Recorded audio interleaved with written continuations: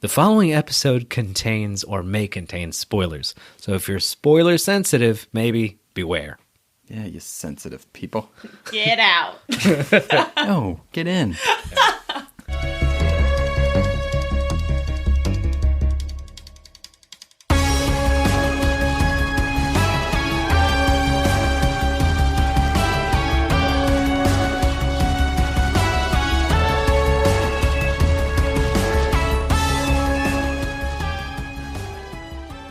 Welcome to the Phantom Zone, 3 fans, 1 podcast, and a CF Comics. I am Noah.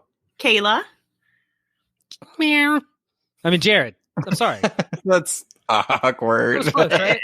I am uncomfortable. I said my name. You guys said I said my name in cat language. That's you didn't know it. It's fine. You're not fluent. No. So if that wasn't a good telling, or you clicking on the episode knowing what it's called, this whole episode's about Catwoman. Yay! Hell yeah. Yeah, Kayla's excited because we're in the Batman universe again. Yeah, I took this opportunity to reread Hush. And I'm excited because I did what I was told, and that fulfills me. I like to think that Kayla reads Hush in preparation for every episode, no matter what it's about. Basically, anyone in the Batman universe, because everyone is there. Even Superman is in Hush. So I'm just like, oh, That's we're right. doing an episode on Lois Lane. I better read Hush again. That's such a good point. All right. So as always, we'll talk about her powers, her publication debut, and then her origin, and then how much we love about her. Hell yeah. So you might know her as Selina Kyle or Catwoman, but she has a few other aliases because she is a thief. So why would she not have many aliases? She also has gone by the Cat, Irina Buvarlova, however you say that. And then this one's a little too much on the nose. It's Selina Calabrese. Why is that on the nose? Because her first name's still the same. Oh, I see. Yeah. That makes sense. Yeah. And then a little bit about what she does. This is going to be more equipment focused than powers because she's human. So Yeah. Mm-hmm. She doesn't have any powers. That makes sense. No. Yeah, but for some reason, even humans in comics seem to be able to punch much harder than you would be in real life. Well, and break physics flipping around. Yeah, that's the big one. It's the jumping. It's the jumping and the flipping. So obviously she's an expert martial artist. One of the peaks that I can think of personally is that she also fought Talia. So that's a pretty big person to fight. Mm-hmm. I Trained love by her the because best. She's the mother of the best Robin. But She's Jason Todd's mom? I didn't even know that. I hate all of you. she has very good gymnastic ability, which essentially just means she's agile as fuck and can jump a lot. She has exponential stealth. She's very thievery. She also is very good with pretty much any weapon she can get her hands on, from sticks to guns to bats to anything else. Her iconic cat whip and claws are also one of her staple weapons. A fun fact about that post-crisis is when she actually preferred the bullwhip and the cat of nine tails. So she didn't really use those too much until post-crisis. And then for her equipment, I thought this was hilarious, and I either forgot about it or didn't know it. But in the Silver Age, she had a cat-themed car called the Cat-Alac. I love it. I want one.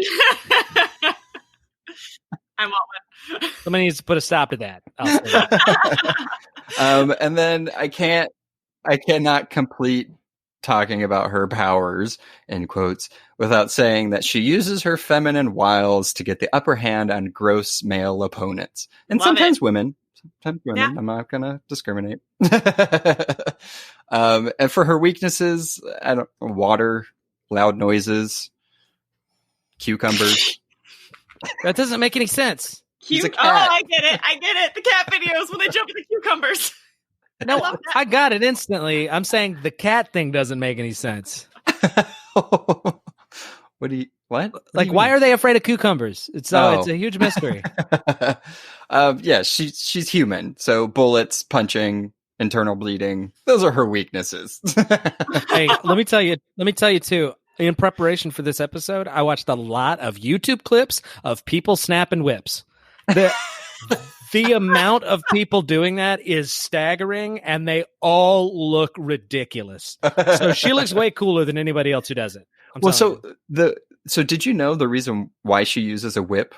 Like, because it's kind of weird that why would a cat themed character use a whip? Not only is it like actually just kind of sexy and cool that she uses a whip, but so she uses it because you have to be very skilled in using it. Nice. And so that way her opponents can't use it against her. That's smart as shit. Yeah. Nice. Super fucking cool. Also, it doubles as a grappling thing. She uses it a lot like that. Yeah. And she's from outside perspective, like it's her and then Tigra from the Thundercats and Whiplash, and that's like it. Those are all the whip users. There's a few more, I'm sure, but still. Yeah, there's not a lot of whip users for sure. Yeah. Her whip and her claws make her so fun to fight as in video games where you get to be Selina Kyle. Just saying. Oh hell yeah. Oh yeah, and I like how it's never punching. It's always just like open hand, just slashing, and it's like, hell yeah. So that's her powers and / equipment that she uses. All right. Well, take a journey with me because we're going to get pretty sexist here. We're talking about Selina Kyle through time. And despite her sexist origin, she's become a really cool character. So she has been there basically since Batman's beginning. She debuted in Batman #1 in 1940. She was just known as the Cat. Like Noah said, that was one of her first aliases. Created by Bill Finger and Bob Kane. She obviously is one of the Dark Knight's kind of enduring enemies, although recent publications starting in like the 80s and 90s, she's more anti-hero now, sometimes even straight up nice and hero. She's an enemy with benefits. No. Yeah, it's gross. I said a gross thing. Okay. Yeah. So no, yeah. She took one of the most interesting things I found out while doing kind of like how she appeared through comic history is she disappeared for a period of about 10 years because of the notorious Comics Code Authority. We've talked about that before, especially about LGBT rep in comics and what comics were allowed to print. And she was just... I hate it so much. She was too sexy. So they were like, women can't go around in bodysuits stealing shit. That can't happen in comics. So they put her away. They shelved her until 1966 when they didn't have to obey the comic code so much anymore. And then... But we agree that she was really sexy, right? Like that. Even as a kid. Why are you using the past tense, sir? No, but like even as a kid, I first saw her in Batman Returns, like when Michelle Pfeiffer does it. I was super little, but even then I was like, this is sexual. Everything about her moving and the way she's drawn. Yeah, it's pretty sexy.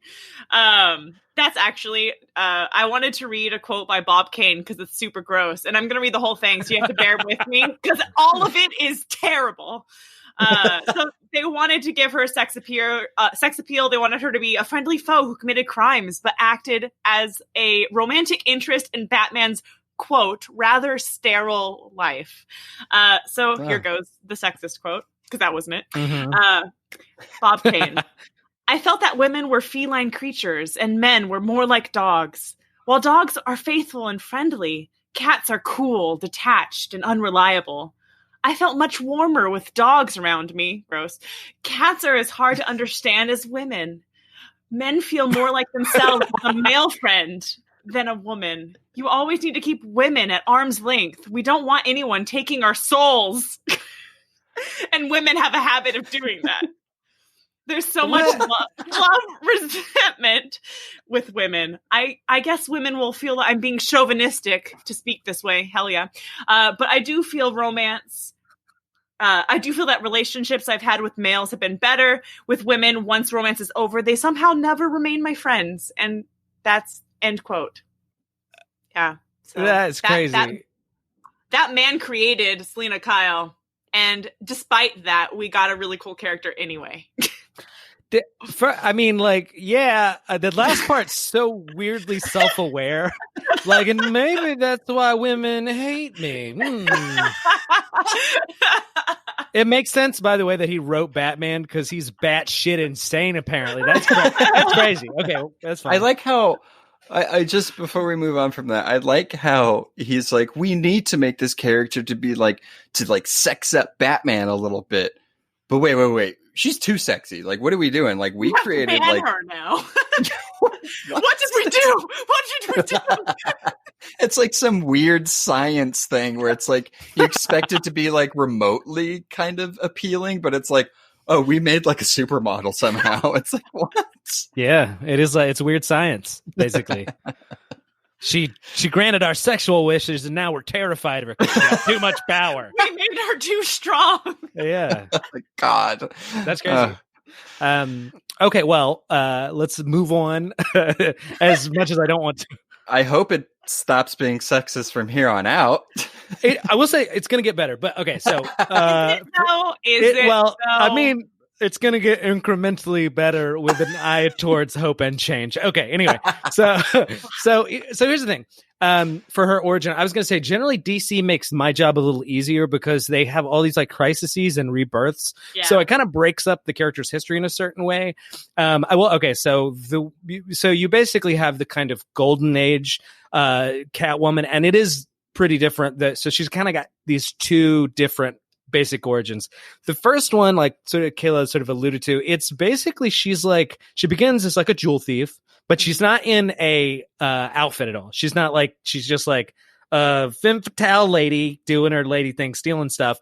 And like it's kind of cool because it's like she has like, how do I put this, like she's not cat burglary yet. She doesn't have that motif or whatever. But like she has this weird story that I think Scorsese stole for like Casino. Her early origin, she's just some lady that is unhappy and leaves her shitty husband. And then her shitty husband steals all her jewelry. Okay. And then so she has to like steal it back. And then when she steals it, she's like, oh my God, I love to steal. Stealing is great. And so she's like, so she becomes a sort of like a more accomplished thief, and she's like, I might as well. Yeah, I might as well dress up like a cat. I like it, actually. It's really cool. It really is. And I think the other thing, like, I think you sort of alluded to this too, is that she's kind of this villain for Batman early on, but like the idea is she's not really like a killer or evil or whatever. She's just a challenging thing for him to kind of like catch or whatever. Okay. So anyway, that's basically the first origin. And as the DC fans are going to know, the Golden Age stuff, they just kind of make that Earth 2. So they preserve so that's the Catwoman from Earth 2. She's sort of reformed. She marries Bruce Wayne. They have a kid, and that kid's Helena Wayne, who ends up being that Huntress. Mm-hmm. Which, by the way, I got to tell you, that makes so much sense to me. Yeah. Yeah. I mean, because Huntress is such a combination of like Catwoman and Batman. Mm-hmm. Yeah. Like if you think about it. Yeah. Yeah. I mean, and also just badass. Like she takes like the best qualities of both. Huntress is in Hush. I'm glad you mentioned that. It's very true. And also listen to our Birds of Prey deep dive. Anyway. There you go. Yeah. Okay, but so the Catwoman that we're gonna know, and that is reminiscent in her sort of like modern origin, you might say, happens post-crisis, and I'm gonna tell you this in a chronological order, but it was sort of revealed over a period of time in kind of like flashback and stuff like that. So as it's not gonna shock anybody, given who she is. She had not a good childhood at all. It's actually mercilessly cruel. Yeah. So she has like kind of a regular domestic situation, but her mom ends up being like this kind of unattached cat person, who ends up dying sort of tragically. And then like her dad is not a good guy either. He can't really cope. He blames, go ahead. No, sorry. Oh, I was going to say, so is she unreliable, detached, and cool? Well, so as it turns out, it's good you mentioned that. Her mom is kind of like all of the negative aspects of Selina with none of the good ones. as it turns out. So her mom dies, and her dad kind of blames her, or at least resents her, because Selina, as you sort of mentioned, reminds him of her mom, and he can't cope. He drinks himself to death, basically, and then she ends up being like a kind of a child runaway. She's like, well, I guess she didn't run away. She was like, she had no option. Jared. Exactly. Both of her parents were dead. So she ends up kind of. I don't know why you laughed like that. Like both of her parents. Anyway, okay. So she ends up kind of bouncing back and forth on the street to being like a ward of the state and everything like that. And she falls in with like a den of thieves, or like a guild of thieves. It's run by a woman named Mama Fortuna, which, by the way, is the most atrocious name that's ever happened. It kind of sounds like tuna. Okay. You know what else it sounds like to me? Our last deep dive was Storm, who was an orphan when her parents were killed and then becomes a thief. So orphan lady thief was a trope I didn't even know existed and I got to ask Kayla, you're a girl. Do you steal? Do you all steal? Oh, yeah, all the time. Okay, cool. Well, it all makes sense. Okay, yeah. Cool. So when she grows up, she's like just been on the street and become actually a really good professional thief. She kind of like makes her money. But one day a score goes south. It screws up. And I swear to God, I'm quoting here. Now we're into Frank Miller's run. She has to lie. I know you have every reason to scream. She has to lie low and decides, what's an inconspicuous profession? I'll be a dominatrix. I'll be in the sex trade. That seems like a totally reasonable trajectory for somebody of her place to go. Like, that's what women do. In a sense, maybe women are on the street. Maybe it makes sense. And also Frank Miller just clearly has issues with women, but just a little bit. But also, it's kind of one of those things where you can see his mind is like trying to figure out a way to like explain the history of her like leathery fetishy kind of thing and the whip. I'm not saying he did a good job. Noah's making a face. I'm not saying it was a good job. I'm just saying that terrible. It's terrible. It's true. At least she's a dominatrix, though. I could have just liked leather. Yeah. Yeah, that's true. There are so many good ways he could have handled that. You guys are absolutely right. But also in this period, what Frank Miller adds is really for the first time, not that she's been good, but that she's been straight up heroic. Because in this case, she's going to leave the pimp, whose name's Stan, which is like the worst pimp name that's ever pimped. It's already hard enough out here for a pimp. You got to be named Stan. Anyway, I it on my computer screen. It's ridiculous. Anyway, okay, so, but she saves Holly Robinson, who ends up being kind of like a sidekick for her and everything like that, from a life of prostitution, everything like that, and that's awesome. And then sort of now she goes back into thieving, and she's taken that dominatrix thing and she's incorporated it, and she's got the metaphor, like the verbal metaphor of Catwoman. So she starts dressing like, because she's a cat burglar. Thank God, by the way, I was thinking it's not like a walrus burglary, or it's so stupid. And then so basically after that, because of her like high profile badass thievery, she basically crosses swords or claws and batarangs with Batman. Going back. And that's basically her origin. We have a bunch of really, really cool stories. We're going to talk about this a little bit, where she's good, she's bad, she's indifferent, she's anti-hero and stuff like that. And there's variations on that theme. The only other two things to really mention about her background is that it's insinuated for a long time, especially in like The Long Halloween, and especially like later on, I think it's straight up revealed that Carmine Falcone, the famous like mafioso, is her dad, or her like bastard dad. What do you call it? Like when it's the other way, illegitimate father. That's there you go, bastard dad. I like bastard that. Bastard dad. Yeah. And then the other thing, I thought this was cool because I just like the JSA a lot, is that you sort of wonder, it's like, okay, she's a thief. How'd she get so good at fighting? Mm-hmm. She's actually trained by Ted Grant. That's Wildcat. If you don't know him, all you got to know is he's the best boxer that's ever boxed. He's so good. He took it to like superhero. He can box on the street in a costume and kick your ass. He trained Batman to box, actually. So Black Canary too. Yeah, absolutely. He's the dude. If you're like, I got to learn the stand-up game, I gotta go to Ted. Anyway, I need how to punch stuff really well. Yes. Mm-hmm. So that's basically Catwoman's origin.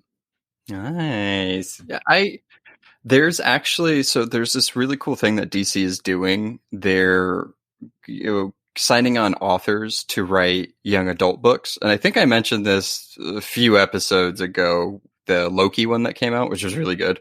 They wrote one. Yeah, they wrote one for Catwoman. And the first, one of the main driving forces of it is she's a little younger. She's like 17 or 16, but she's in a fighting ring that the Falcones actually put up. So it's really cool that, and she gets trained by Ted Grant. So it's just really cool that they still connected that, but you actually get to see that process happen. So it's really cool that that they still stuck to it. I wonder, it's worth researching further. I wonder if that's where the cat connection comes from, because she didn't really have to become a cat necessarily.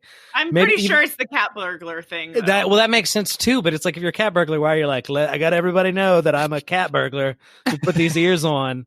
But still, it's just a cool cat coincidence, I guess. Yeah. The wild cat. Yeah. I'm glad it's a cat and not some other weird animal like a gerbil. So. Yeah, that would have been real bad. Also not scary. I think she just wanted to rhyme with her boyfriend. Cat, bat. True. Mm-hmm. Very nice. That was a long time coming. So, Love Life of Selina Kyle. Oh, yay. And I was actually quite proud because the comic creators could have gone to the dark side, basically, and I was afraid I was going to find a list of 20 paramours that she had been with, when really there's not. My categories, as they can see on the Google Doc we share, says Batman and then other, and the other section is very small. She doesn't really have a lot of romantic entanglements, which, considering the stereotype of her character, they could have really leaned into that, and they didn't, and I'm so proud of them for doing that. At least notable ones for sure. Yeah, exactly. But we'll start. Also, who's going to date somebody? Who's going to date somebody whose ex-boyfriend is Batman? That is a super fair point. Yeah. You got me there. He was like, he would never be my ex-boyfriend. But yeah, so I know we talked about it, both me and Jared, a little bit, how for the first about 40 years of Catwoman's history, they had a flirtation, but it was never very serious. They were never in anything resembling a relationship. Catwoman was, pretty heavily a villain. She worked alongside the Joker, Two-Face, Penguin. She still does every once in a while work with Poison Ivy, but that's in terms of scale of evil, her working alongside the Joker in her early years, made her and put her very firmly in the villain. So like I said, for the first 40 years, the relationship was pretty antagonistic, even if they had a flirtation, because she's sexy as hell.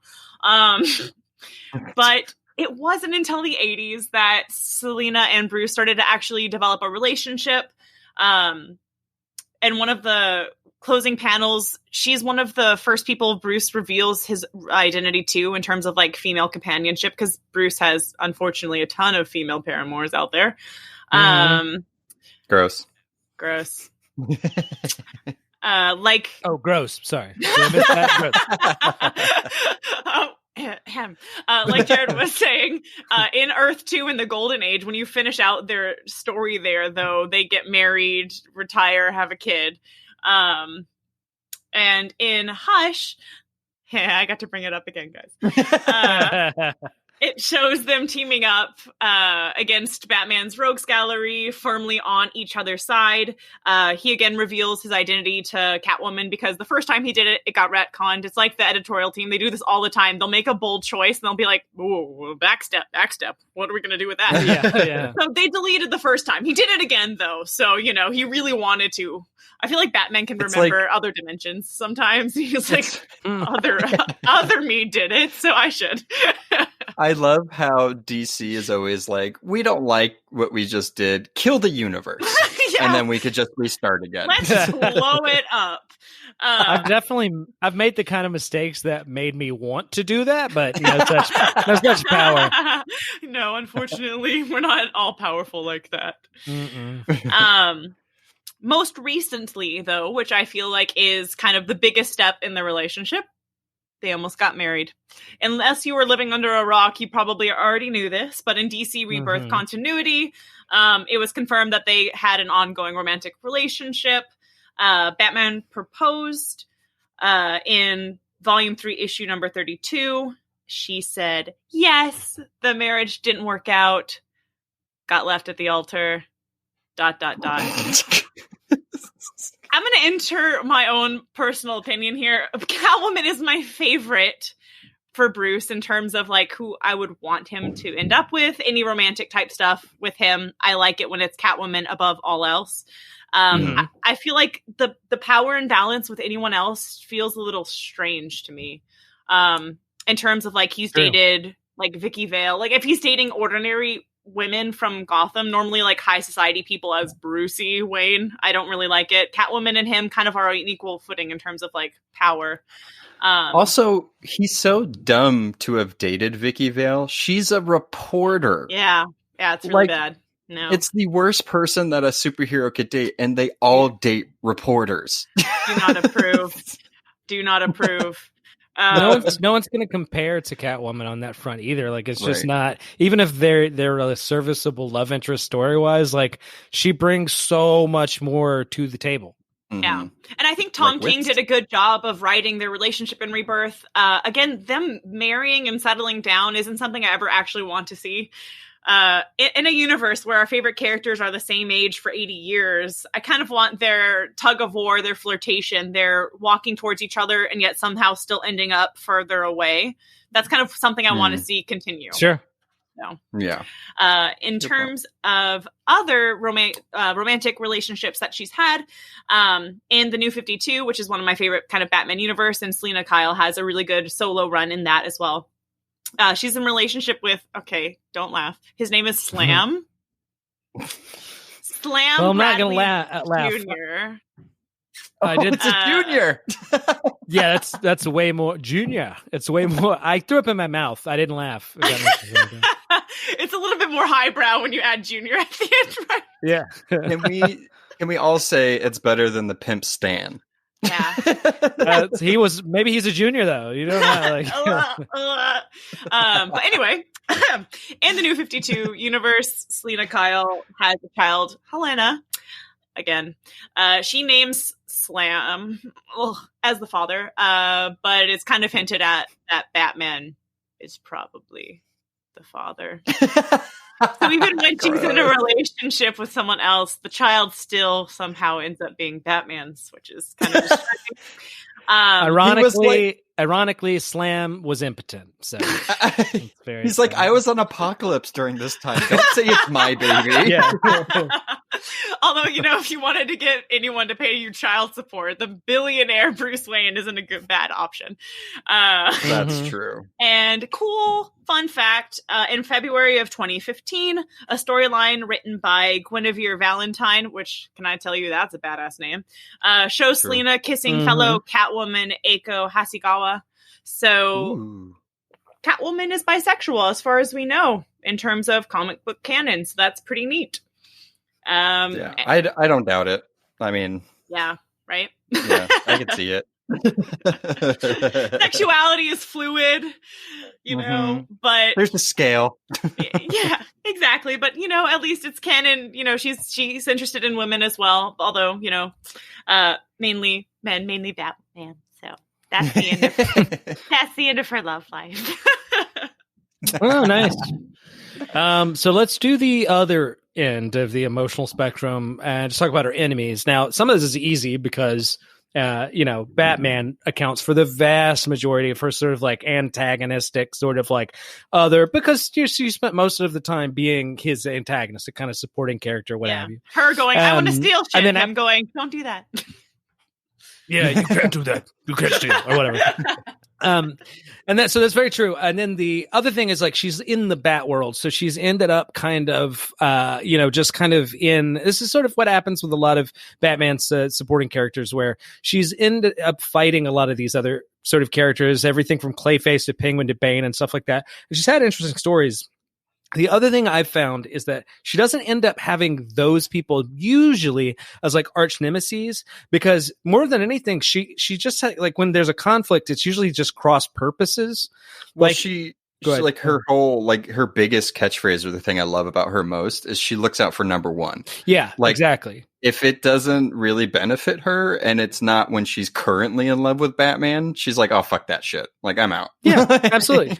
So even if she like ends up fighting one of those villains, it's like it was more like because they had some competing interest. She's not putting a stop to their shit, and so she really doesn't warrant, revenge.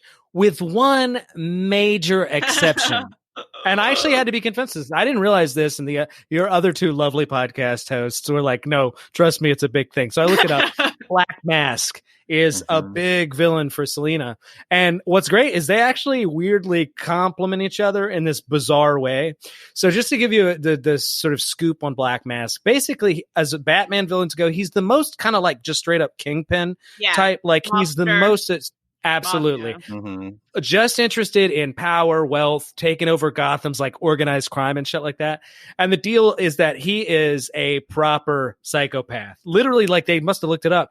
His origin, when he was a kid, he got hit on the head. And that's true of a lot of like serial killers and psychopaths, that they have like brain damage in their history. So they just like work this out. So it turns out he's this rich kid of these like parents that have like they're cosmetics impresarios or some shit like that. Right. Gross. And he's like, well, let's see, they have a lot of money and power and I'm evil. So I'll just kill him. And he inherits all of their wealth. He just kills his own parents and stuff like that. And it turns out this is the part where he most reminds me of Donald Trump. And the reason being is that like he's bad at running a business and he just wants to be a criminal. So think about it like this. He is a criminal disguised as a businessman who happens to have a really weird colored face. Right? Okay. So anyway. Fair. So I never in a million years would have thought that somehow we would be able to connect Donald Trump to a Catwoman focused episode, but it's true. And look, honestly, even if you're like into Trump for some reason, like that's just true. Well, yeah, for sure. Like there's no way they're still doing it. Anyway, so the point, he rises to the top of like Batman's world, like Gotham's crime, essentially. And then in true fashion, like he ends up getting his face like, he wears this black mask, literally, just as like this, like I'm a supervillain and this is like telling you I am. But then like Baron Zemo or whatever, he gets in a fight with Batman. It gets like stuck to his face. Oh, I should just tell you real quick. He doesn't have any powers. He's just a tough guy that has a lot of money, wealth, and likes to torture people.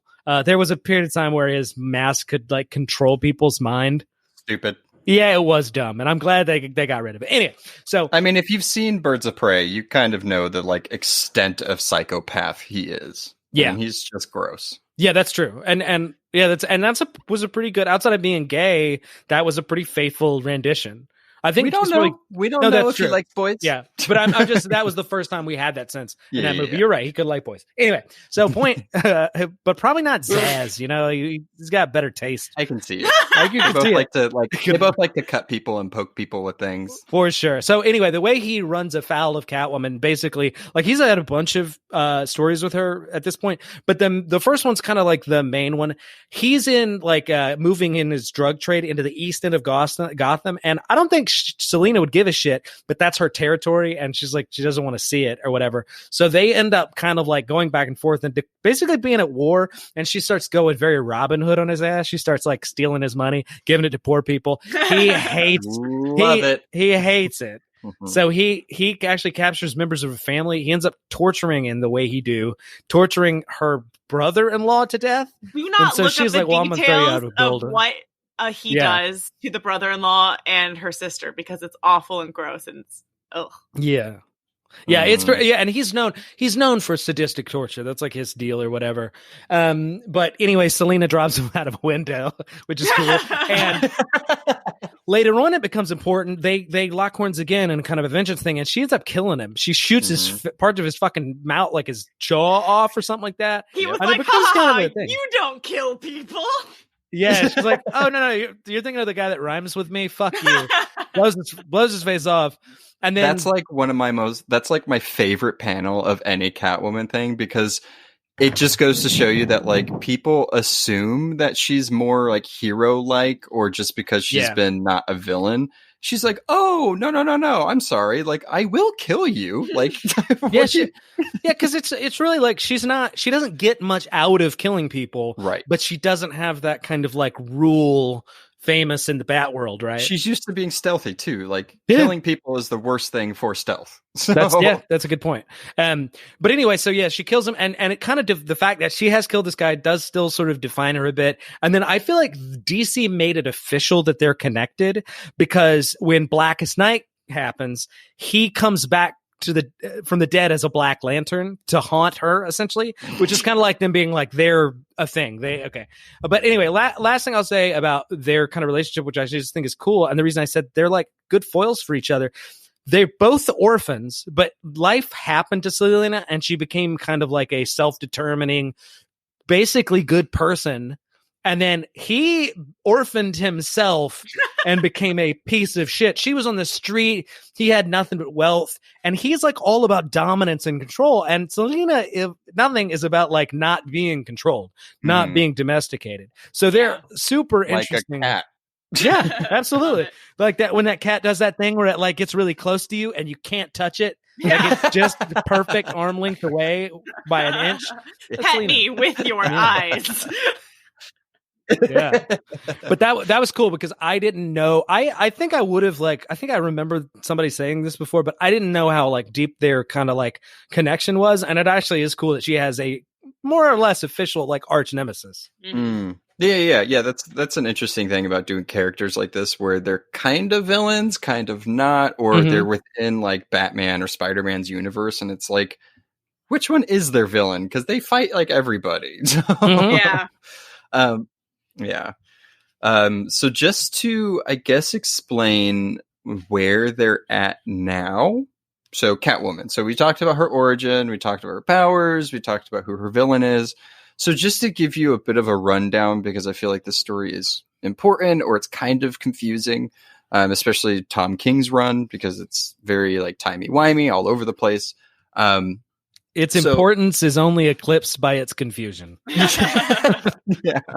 So her childhood orphanage, like what we have talked about before, the Thomas and Martha Wayne Home for Boys and Girls of Gotham, or the TMW HFBGG. Just that easy acronym will help you remember. That's not really the acronym. I just made that up. So it's bombed by a terrorist group called the Dogs of War. Right. And it's funny that Catwoman is accused of killing all 237 children and staff members within that orphanage. That sounds just like her.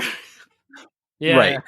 And reasonably, Batman wants to prove her innocence. So he's like, hey, Amanda Waller, because for some reason Amanda Waller has control of all prisoners in the DC universe. He's like, can I get her off of death row if she helps me with this Santa Prisca mission that I have? Hint, Bane is at Santa Prisca. And so Batman and her go off because I guess Amanda Waller has some sort of a heart. Fast forward a little bit, Batman finds out. Yeah. Fast forward a little bit, Batman finds out that fellow orphan Holly Robinson, which was the person that Catwoman kind of took under her wing in the original origin, was the one that actually blew up all those kids. So that's a twist. That's sad. Yeah, and for some reason, Holly Robinson gets the upper hand on Batman, and Catwoman has to save him. And then Holly escapes. So cool. Let a murdering psychopath bomber run loose. Yeah, not great. And then, like Kayla had mentioned, Batman proposes. She's like, nah, I don't want it. And the reasoning, and I kind of like this reasoning, and I agree with Kayla, like, I don't know if I want them to get married. Like, they can be in a relationship and like have the normal things, but like getting married just seems like, I don't know. It's just, they both make sense as single characters. Right. Yeah. Right. So that big hype for the wedding, everybody's freaking out about it because it's finally happening. And she writes him a letter, which is very rude. It's no better than a text message. And she essentially says that her marrying Batman means that he loses Batman and the fire that makes him go out to save Gotham night after night. marriages are all about sacrifices, and unfortunately for Batman, Catwoman's sacrifice to him is, well, him. So it kind of makes sense. She's like, you can't be Batman and also be a domesticated house husband, because that's just not how it works. I don't even know if I don't know how much I think it makes sense ultimately, but I think it makes sense for her character. Right. Yeah. I was going to say, he's already a dad. Yeah. Right. It's like, he can do family. Like, he might turn the kids into like super assassins with some type of bat or bird motif, but like, they'll be fine. And then currently Batman and Catwoman have their own comic, again by Tom King. That's currently coming out, but it's not it's not clear if it's in continuity. I believe it is, but at first it wasn't. So we'll see. By the way, it must be in Tom King's contract, because he does a lot of stuff that's like very much in that way. He's doing Strange Adventure now. He did Mr. Miracle. He did Vision at Marvel, and they all have that feel where you're like, this, I don't know if this is really happening. But like, I feel like if it sells really well and it's so good, they'd be like, no, that's what Batman's doing now. Because that's what they did with Vision. That's exactly right. It's like he had a family, and then people love that series, so now his daughter's actually in the MCU or whatever, or I mean Marvel Universe. Yeah, which is fantastic. Yeah, so I mean, that's where Catwoman's at now. So she's still with Bruce, but not like married with Bruce. So. I got a question for you guys about Catwoman, because I know, like, we've covered a lot, but I'm curious because the trend here is like she's a good person, but a bad vocation, or sometimes she's straight up hero, sometimes she's a villain. Where do you guys like her? Like, where's your Catwoman sit? I guess just to go back to like my favorite thing that she says, look out for number one. That's where I like her. Sure. I like that. I like her when she flip-flops, when she feels like it's necessary or wants to. That's usually my... I think it was in Arkham City where you get to play as Selina Kyle for a small section of the game. I swear this is going back to your question. And in Arkham Knight too. Yeah. But there's a choice you have to make in Arkham City, and Selina Kyle is like stealing shit as she do. And then she's trying to get the hell out of there because Arkham City is the worst place to be. I mean, all the villains are there. And then she hears an announcement and sees that Batman is like covered in concrete and is about to die. And then the player gets a choice, and it was like rescue Batman or leave with your loot. And damn. If you leave with your loot, she was like, oh, well, he'll be fine. And then she goes off, and it's a game over. Like, you're not supposed to make that choice. You have to go rescue Batman. And I feel like my favorite version of Selina Kyle is when that choice is obvious to her. Like, if you're in her head, those are two choices that she would mull over, but she will always go rescue Batman.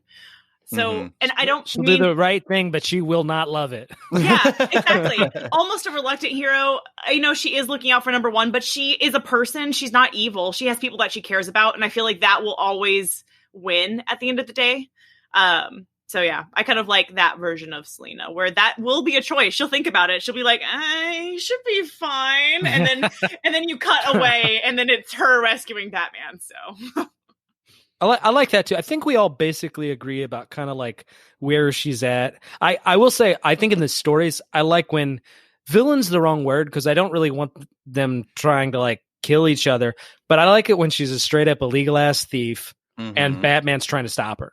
Like those are, and they clearly have this like affection and respect and like weird attraction and stuff. But I like that dynamic. By the way, I was going to mention this earlier. Batman's always been uncomfortably attracted to her. Like when he should.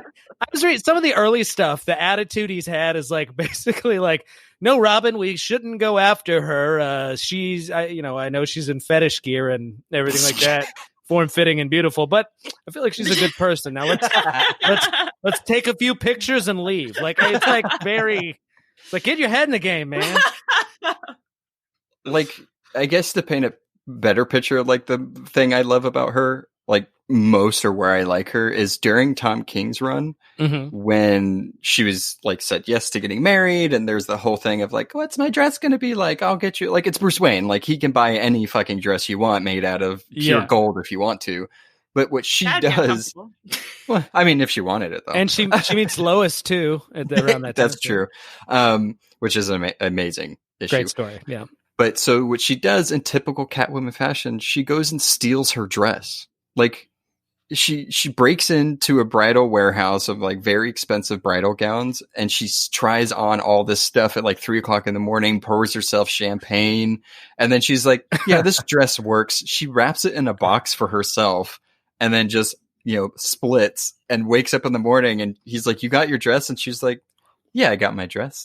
It's like, that's so cool. She needs to be a klepto. I mean, at some level. I mean, like the Harley Quinn series, like I love her, and it's a very different take because she's very aloof and way more cat-like. But I love that part where Harley is like, "Aren't you a jewel thief?" She's like, "I'm never not stealing jewels." She just has like a bunch of like watches and bracelets and stuff. Yeah. I'm glad that you brought up the Harley series, because her in Gotham City Sirens, which has Catwoman, Harley Quinn, and Poison Ivy, it also you learn a lot about Selina in contrast with the other women, and it's kind of like a Catwoman is on one side leaning good, and then there's, surprisingly in this series, Harley Quinn is kind of in the middle, and then it's Poison Ivy, because Poison Ivy kind of resents the fact that she's like, "You want to be close to us, yeah, we're bosom buddies, but you won't tell us who Batman is. Tell us who he is. Prove to us that you're on our side." And Selina just won't do it because she's like, she has a loyalty to Bruce, she loves him. So I just feel like her interacting with, I almost considered putting Poison Ivy on like Selina's like list of villains almost, because they butt heads all the time. And it makes always sense. Yeah, and it's always kind of that with Poison Ivy's like kind of almost man-hating mentality versus Selina's loyalty to Bruce. They always kind of end up butting heads. I love, by the way, on that note, that Catwoman's almost not having that. Where like when other villains are like, "Aren't you screwing Batman?" and her attitude is very like, "Look, I'm not part of your bullshit Batman Legion of Doom. I don't give a fuck. I do what I want."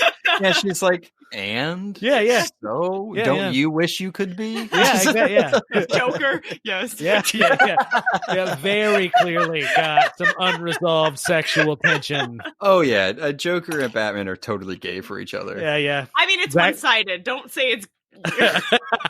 Yes, it is.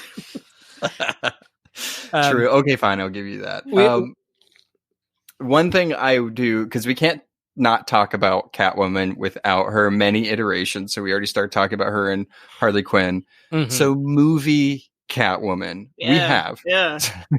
So we have Eartha Kitt, amazing. Love her as a person and as the character. Absolutely. Yep.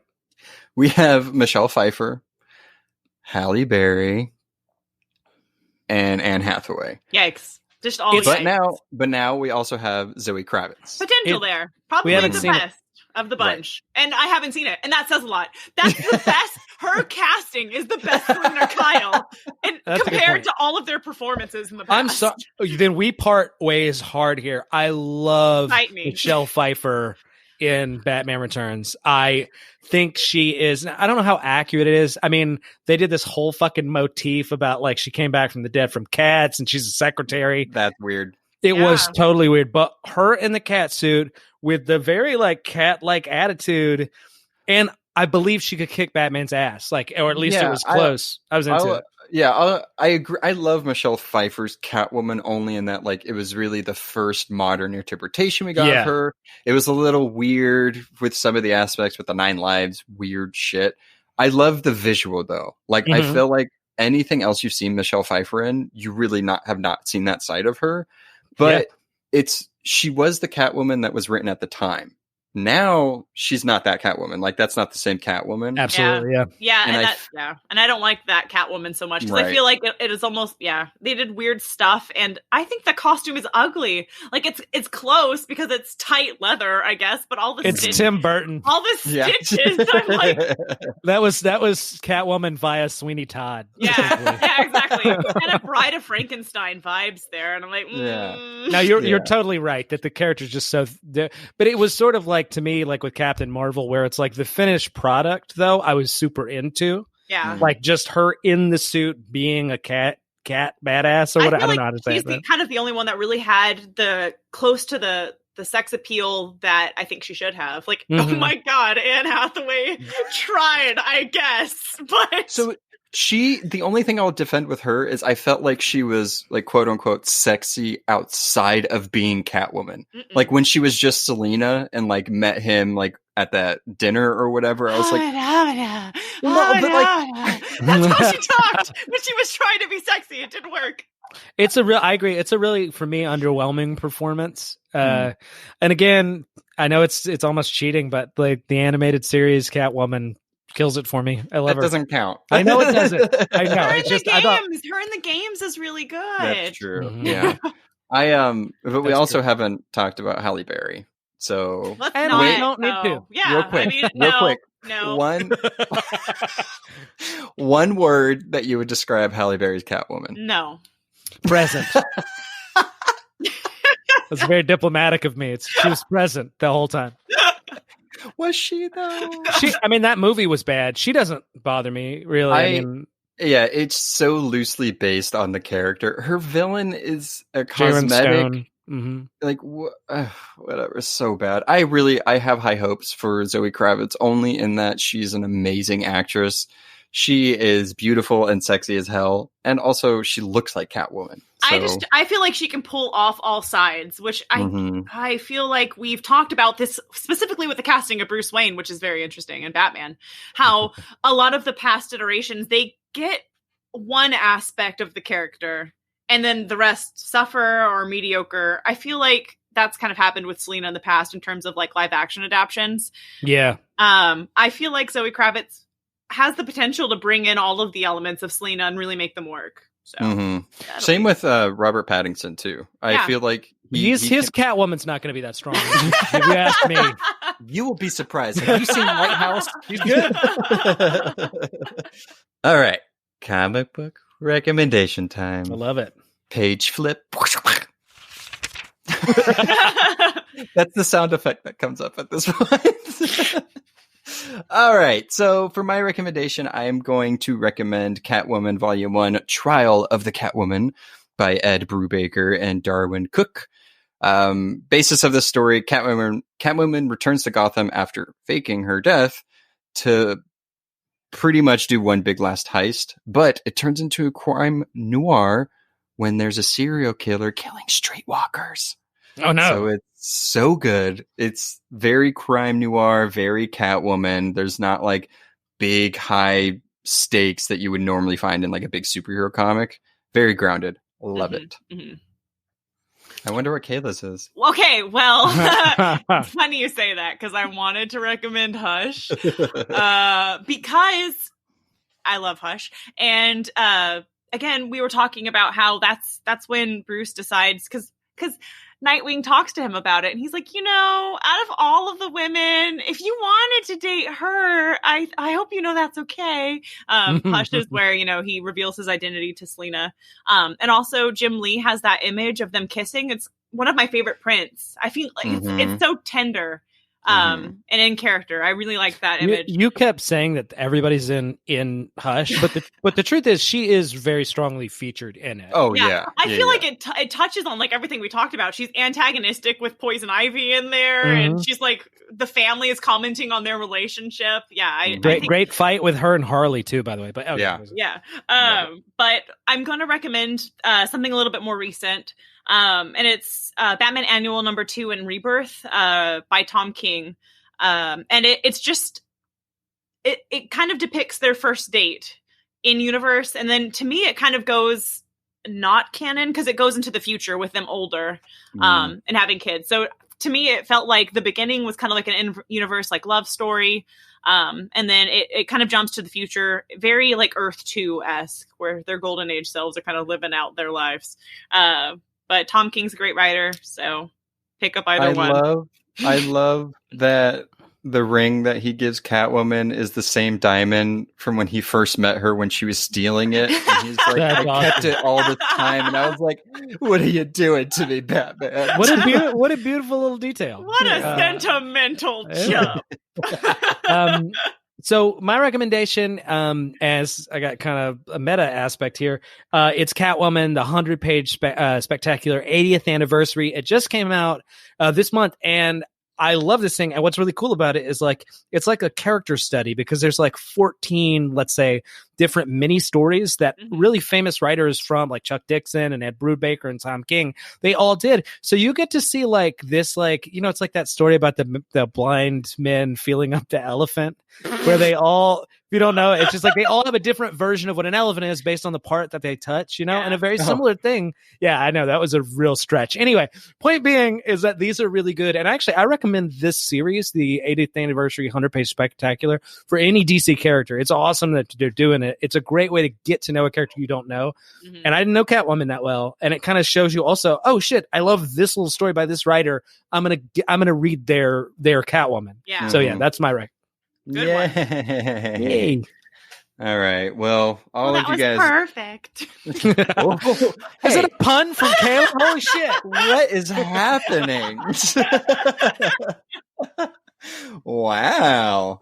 Well, that's a first. I'm stumped and speechless. So all you lovely listeners that are listening to us, do not forget to leave us a review and subscribe, and also give us a rating, and we'll love you forever because that's what we do. Oh, and somebody commented on something because we don't know what to call like our faithful listeners, because people usually have like a thing they call him. I don't think we necessarily really care, but it's fun to try to come up with them. And I was like, prisoners?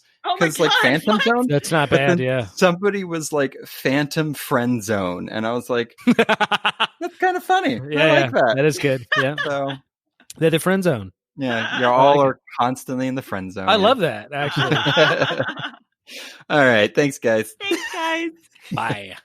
Thanks for listening. Follow us on Facebook, Instagram, or Twitter at The Phantom Zone Pod for more podcast updates.